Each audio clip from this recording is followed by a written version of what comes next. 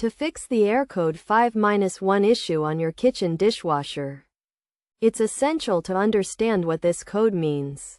The error code 5-1 indicates that the door latch is not functioning properly.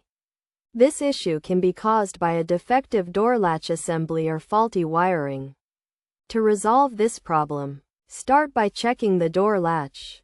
Press the start or resume button and shut the door within 4 seconds, ensuring there are no obstructions preventing it from closing securely.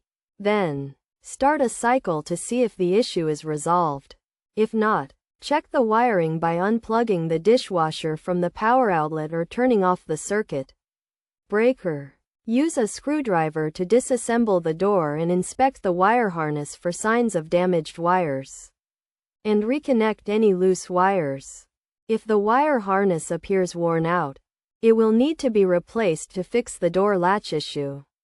If there's no visible damage to the wire harness, a new door latch assembly may be required.